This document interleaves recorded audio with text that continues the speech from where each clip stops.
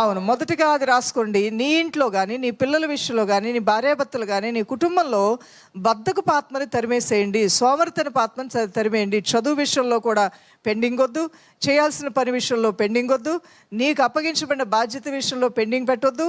ఎప్పుడు పనులు అప్పుడే చేసుకోవాలి, ఏ రోజు కీడు ఆ రోజు చాలు అంటున్నాడు. అలానే ఆత్మీయ విషయాల్లో కూడా బద్ధకం చూపించకూడదు. బాప్టిజం తీసుకునే విషయంలో కూడా పెండింగ్ పెట్టకూడదు. ఇదే రక్షణ దినం, ఇదే అనుకూలమైన సమయం ప్రభు అన్నాడు. రేపు అనేది నీది కాదు, అది ఎవరిది కాదు. ఈ రోజు ఏదైతే ఈ గంట ఈ సమయం దేవుడు మనకి ఇచ్చాడు, ఇదే మంది అనుకొని మనం ముందుకు వెళ్ళినట్లయితే, అది విద్యార్థులు కానివ్వండి, అటు మీరు వ్యాపారములు చేసుకునేవారు కానివ్వండి, మీరు యవనస్తులు కానివ్వండి, ఎప్పుడో వచ్చే ఉద్యోగం కోసం ఖాళీగా 2 సంవత్సరాలు టైం వేస్ట్ ఎందుకు చేసుకోవటం? ఈ టైంలో నువ్వేం చేయగలవో అది చేయడానికి నువ్వు ప్రయత్నం చేసినట్లయితే ప్రభు నీ కష్టాన్ని చూసి నేను దీవించడం ప్రారంభిస్తాడు. ఆయన కష్టపడి పనిచేసే వాళ్ళ మీదకి దేవుని కన్ను ఉంటుంది, శ్రద్ధగా పనిచేసే వారి మీద దేవుని కన్ను ఉంటుంది. అది భక్తి అయినా, అది ప్రార్థన అయినా, అది ఉపవాసమైనా, అది పని చేయటైనా సరే, శ్రద్ధ కలిగి నువ్వు ఉన్నావంటే తప్పకుండా నువ్వు ఐశ్వర్యవంతుడు అయి తీరుతావనేది దేవుని యొక్క చిత్తమైన దైవజనమ. అలానే రెండవదిగా మీరు రాసుకోనండి, అలానే చదవండి. సామెతల గ్రంథం 14వ అధ్యాయము 23వ వచనం. నువ్వు చెప్పింది చేసే వ్యక్తిగా ఉండాలి. You do what you say.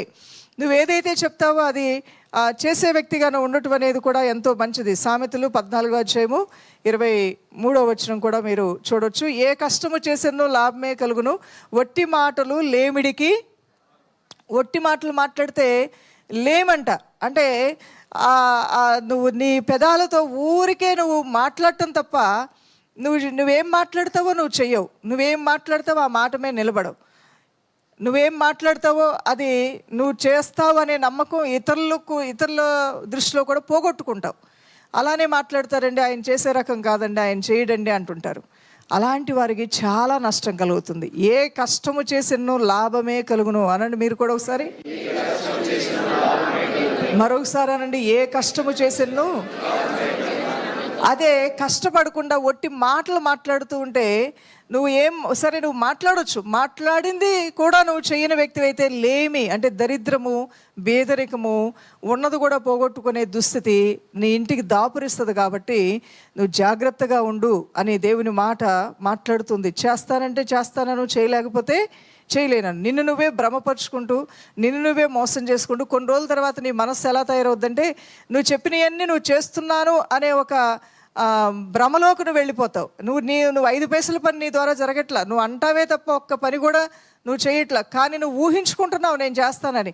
నువ్వు పలుకుతున్నావు కదా, నువ్వు పలికే మాటలు నువ్వు చెవులున్నాయి, నీ హృదయం విన్నది, అవి అన్నీ అంగీకరిస్తాయి నీతో. ఆ కొన్ని రోజులకి నీ హృదయమే నిన్ను మోసం చేయడం ప్రారంభిస్తుంది. మాట్లాడేవన్నీ నువ్వు చేస్తున్నావనే నువ్వు అనుకుంటూ ఉంటావు, కానీ ఎదుటివాడికి అర్థమవుతూ ఉంటుంది, నీ ఇంటి వారికి అర్థమవుతూ ఉంటుంది నువ్వు ఊరికి మాటలు మాట్లాడే వ్యక్తివి కానీ చేతల్లో చూపించే వ్యక్తివి కాదని. అలాంటి వారికి కూడా దారిద్ర్యం వస్తుంది. నువ్వు కష్టపడాలి. నువ్వు మాట అన్నావంటే మరి డూ వాట్ యు సే. మరొకసారి చెప్తారా ఇది?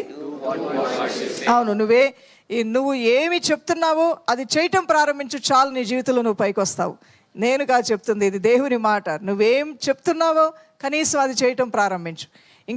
ఏ ఉపన్యాసాలు, ఇన్స్పిరేషన్లు నీకు అవసరంలా. నువ్వు ముందు ఏమనుకుంటున్నావో, నువ్వేం చెప్తున్నావో, ఏం చేయాలనుకుంటున్నావో అది ముందు నువ్వు చేయటం ప్రారంభించు. నీ ఓట నీలో నుండే ప్రారంభమవుద్ది యేసు నామములో. నేను ప్రార్థన చేస్తానంటావు, ప్రార్థన చేయవు. నేను బైబిల్ చదువుతానంటావు, బైబిల్ చదవు. నేను బాప్టిజం తీసుకుంటానంటావు, నువ్వు చేయవు. నేను దురలవాట్లు మానేస్తానంటావు, నువ్వు మానేయవు. అని నువ్వు చెప్పేది ఒకటి, నువ్వు చేసేది ఒకటి. దానివలన నీకు నష్టము, నీకు కష్టము, నీకు అవమానము, నీకు దారిద్ర్యం వస్తుంది. ఆ దారిద్ర్యంలోంచి పడకుండా ఉండాలంటే కనీసం నువ్వేమి అంటున్నావో, ఏమి చేయాలనుకుంటున్నావో అదైనా చేయటం ప్రారంభించు. దానిలో నుండి కూడా నీ జీవితంలో జీవాన్ని, ఆశీర్వాదాన్ని తప్పకుండా పొందుకుంటావు. మూడవది కదా ప్రియులారా, 5వ కీర్తన 12వ వచనము, 10వ సామెత 22వ వచనం కూడా మనం చూద్దాం.